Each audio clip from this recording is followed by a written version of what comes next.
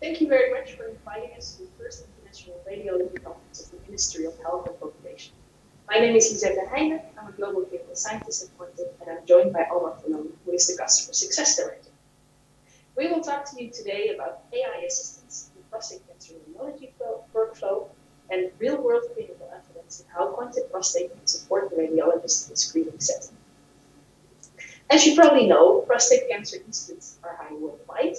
In India, specifically, is the fourth most prevalent type of cancer. Prostate cancer is generally detected through screening, which until now often only starts with suspicion. But as I understand that, hopefully soon this will become a nationwide screening here. In general, a PSA test is done, followed by a prostate MRI exam if the PSA values are increased. This MRI exam is recommended by basically all guidelines for prostate biopsy. And if the MRI shows weakness of interest, biopsy is planned, which can either show clinically significant prostate cancer leading to treatment, or insignificant or no prostate cancer leading after to active surveillance. This step of prostate MRI has increased the amount of prostate biopsies necessary and improved the prostate cancer care pathway. But this increase in MRIs does lead to some problems. Here you see the estimated number of MRI exams per 100,000 people over the years since 2010. On the left, the OECD country average, and on the right, a subset of OECD countries that showed, while spread out, there's a global uptake of MRI examinations. And this, of course, leads to an increase in workload for the radiologists, especially because prostate MRI is very time-consuming and needs highly trained physicians to do a proper job. Can AI come to the rescue? Artificial intelligence is a name that is used to group different kinds of computer-automated tasks with more or less autonomy for the computer to perform a specific task. It goes from automating simple tasks to deep learning networks that perform specific tasks and let the computer discover new characteristics or features that a human has not thought of before. When AI was first employed in the radiology setting, there were people who said that this would mean that radiologists would lose their job. Luckily, this is absolutely false, and AI can come to the rescue because AI can assist or help a radiologist perform the most routine tasks and improve their workload. So it should not replace, but it should make the lives of radiologists easy. For example, it can provide additional information to support more differentiated diagnosis. It can perform routine tasks, reduce inter- and inter-observer variability, and therefore it can make sure that each patient is assessed with the same quality, no matter when or where you have the chemical exam. It could furthermore serve as a second opinion and improve quality of patient care in general. There are many ways in which AI can assist in the whole prostate cancer workflow, relating to imaging, pathology, and treatment. Quantum Prostate focuses on imaging, and here we can assist with multiple tasks. Our software can automatically calculate the PSA density because of automatic segmentations of the prostate. It can assist in lesion detection. It can support the reader in the correct PAARS scoring and create standardized reporting that can be used in the following steps for example, pathology and treatment. Our software is validated for clinical use by both the FDA and the CE. This means that it's thoroughly vetted and tested. But we as a company strongly believe that research and development should not stop at validation. A medical AI software product should never be finished, but always strive to improve patients' lives further. And therefore, we constantly perform and collaborate with independent researchers and clinicians on real-world validation. This means that we try to gather strong scientific evaluations of our software. For example, what it does on validation, efficiency, sensitivity, and specificity, to make sure it works in all situations and all the time. To make sure it does improve patients' lives and give the expected improvements in the clinical workflow. And I will give 3 examples that of our work that came out in the last couple of months. In one prospective study, the a urologist in this case, reported 150 patients from 21 different centers that had requested fusion biopsies. And he evaluated all the MRIs again with quantum prostate. And patients received targeted biopsies based on radiologist reports, random biopsies that were semi-targeted from quantum-assisted reads, as well as reduced systematic biopsies. And quantum prostate could detect all clinically significant prostate cancer, as well as 10 additional cases of prostate cancers that were not indicated by the radiologist reports. And they detected extra locations of prostate cancer in 26 patients, which could lead to different treatments.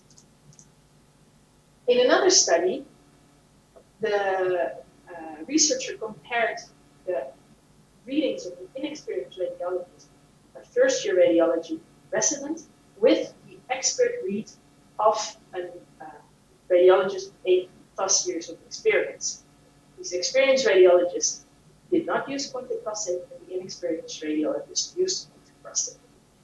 And the radiologist supported by quantum prostate performed with at least the same accuracy, sensitivity, and positive predictive value, regardless of location, Gleason score, or Viper score. And from this, we could conclude that the use of quantum prostate can standardize care, and even beginning radiologists can read accurately a prostate MRI. In another study, an inexperienced and an experienced radiologist both read the prostate MRIs with and without AI assistance.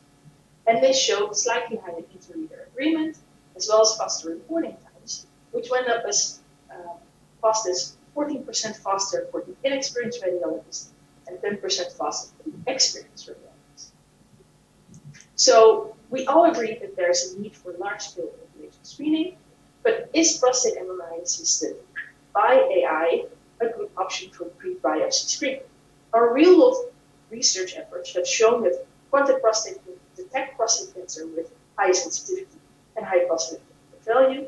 We furthermore know that it can standardize prostate reading, as shown by the inter-reader agreement and diagnostic performances both for inexperienced and experienced readers. And we know that it increases reporting times. Together with the standardized reports that we will see after by my colleague Almar, it makes me say, yes, we are ready for large-scale population screening with AI-assisted pre-biopsy MRI. Over to you, Almar. Thank you so much, Lisette. A very insightful presentation. And now it's up to me to show you how does quantum really help the radiologist deal with that increased workload, and especially for Egypt to deal with the increased workload of a population screening for prostate cancer with MRI. So we developed quantum prostate, and quantum prostate is a CE certified under the MDR class 2B medical device, of course also FDA cleared and a zero footprint solution. What does that mean? One installation and all workstations on the same network can access the interface and interact. It is using deep learning for the automatic detection and segmentation of the prostate gland, giving the user the absolute volume, and in combination with the PSA, automated PSA density. It integrates a PSA density calculation and leverages multiple deep learning networks for AI-assisted detection and segmentation of suspicious regions of interest, while visually assisting the radiologist in the PAARS version 2.1 scoring workflow. The whole idea of the software is, of course, to increase the accuracy level of the radiologist and reduce the reporting times, which is of utmost importance in a screening setting. Overall, we're trying to improve the patient experience and the quality of care, and also enhance the communication between the radiologist referring physician, but also between the referring physician and the treating physician, or in this case, by using the optimized visual reports enhance the screening workflow in Egypt. How does that look in practice? Let me show you. So here we are looking at the interface of Quantib Prostate, where the axial T2 has been used as input for two neural networks to automatically detect the prostate and make a segmentation in 3D. On the left we see the axial T2 the radiologist is reviewing, and on the right we see the registered sagittal T2. As you can see, the system has automatically generated an accurate segmentation of the prostate, and on the right side of the screen we see the absolute volume of the prostate. When I fill in the PSA value of the patient, the software automatically calculates the PSA density based on the absolute volume of the gland instead of manual measurements by an individual radiologist, which are prone to inter-observer variability and are taking more time than this automatic way. Of course, there are editing tools with which the radiologist can adjust the segmentation if he or she wishes so. When the user clicks the next button, the software automatically moves on to the lesion analysis step. And in the lesion analysis step, we see 6 viewports. Looking at the left upper corner, we see the sagittal T2. Then we have the ADC map, the axial T2. We see the perfusion if available. And I can go through the time points, of course, of the perfusion to assess kinetic enhancement. The lower middle viewport shows the high B value. And on the right, we see the overlay, which is called the biparametric combination. What has happened in the pre-processing, that takes about 5 minutes. So everything geared towards a fast and accurate pipeline, not only for screening, but also for reading cases with findings, is that all of the sequences have been registered using a fine registration to match the exact location in space of the axial T2. And then 2 algorithms kick in.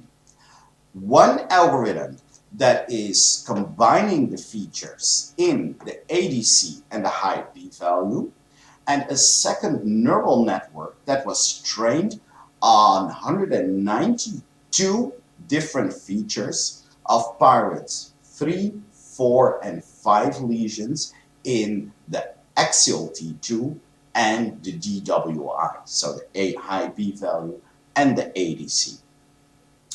Those results of those 2 algorithms are visualized in the right lower viewport that I'm scrolling through right now.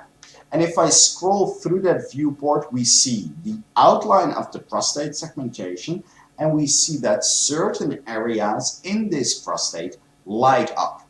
This draws the attention of the radiologist quickly and accurately to suspected areas in this gland. And as a user, I can, with one click, segment this area. So I press the letter L of lesion, I click in the purple area, and as you can see, I am generating a semi-automatic segmentation.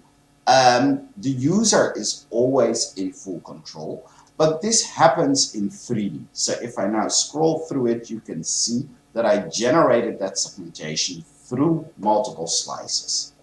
On the right side of the screen, we see a result table portraying the absolute volume of this lesion, the maximum actual dimension, the average ADC value of that lesion.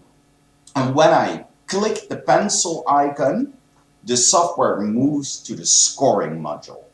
The heat map is replaced by the kinetic enhancement curves of this specific exam, where we see 3 curves.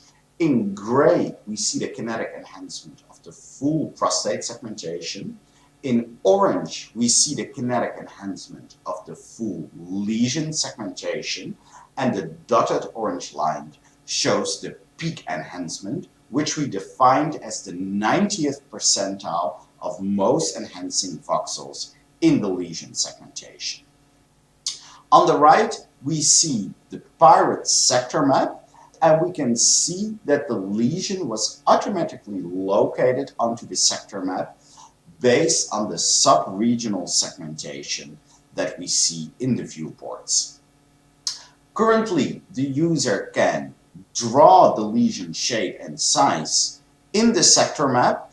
In the next version of the software, the lesion shape and size will be copied onto the sector map automatically, so no manual interaction will be needed there.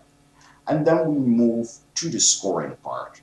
So in this case, we see extraprostatic extension. So if I say yes, I get the ability to specify which surrounding structure is involved in the extraprostatic extension. So in this case, we say possible neurovascular bundle and possible rectum involvement, and then I move to the scoring. And what you will see when I score this lesion as a PAARS 4 on the DWI, the system will give me a warning, hey, be aware, there is extraprostatic extension. The maximum actual dimension is larger than 1.5 centimeter, so you're not meeting the guidelines.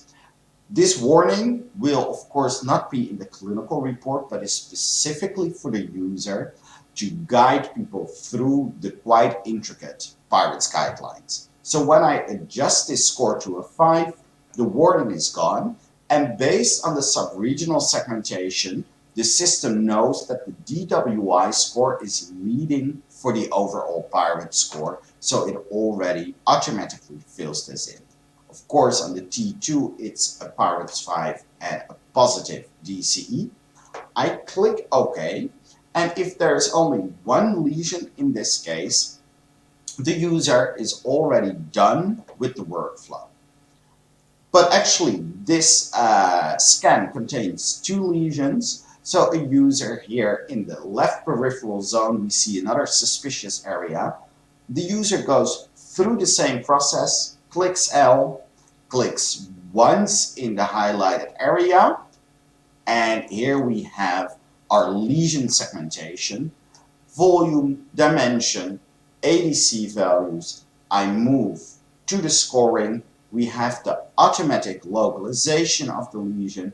I can visualize it even clearer by making that drawing. I see no extraprostatic extension, and based on the information in the result table, I consider this a PAARS 4 lesion. Now I'm really done with the analysis of this case. You've all seen how fast this goes. In the general findings, which are configurable, I can add any information, and in the comments I can of course add any free text that I might want to have. Once I click approve, the system will generate a standardized report, and this standardized report looks like this. On the left we see the first page where we see the patient information, the prostate segmentation results with absolute volume, PSA, and automatically calculated PSA density. Any information that was generated in the general findings, and then we get a lesion summary. Of course, in the majority of your screening population, that lesion summary will be empty. But here we see lesion number 1 is a PAARS 5 lesion with a maximum dimension of 1.97 centimeters located in the peripheral zone, posterior mid. We see 4 snapshots of a 3D render, and we see the drawings that we generated in the sector map. In the comments, in this case, first International Radiology Conference of the Ministry of Health and Population, and the second page shows a detailed lesion overview of all the additional detailed information that was generated. As you can see, this is a very clear, visualized report that is very suitable for a screening setting or for a clinical setting where you want to optimize your radiology workflow. At the same time, of course, DICOM images have been generated that we're seeing right now on the screen. We see a 3D render of the prostate segmentation, including the lesion segmentations. In the right upper corner, we see a DICOM series of the heat map that was generated. And on the bottom of the screen on the left, we see the prostate segmentation, including the lesion segmentations. And on the right, the sub-regional prostate segmentation, including the lesion segmentations. To further optimize the workflow, that 3D format that we generate can also be imported in 8 different fusion biopsy systems for fusion biopsy transperineal or transrectal. This was very quickly how Quantib Prostate can enable fast and accurate screening settings, and we are both available for any questions that you might have at the moment. So please let us know. Thank you so much for your time and attention. Hello. Thank you.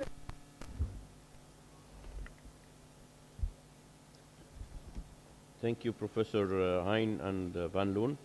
And now we invite Professor Mosterey to talk about the prostate MRI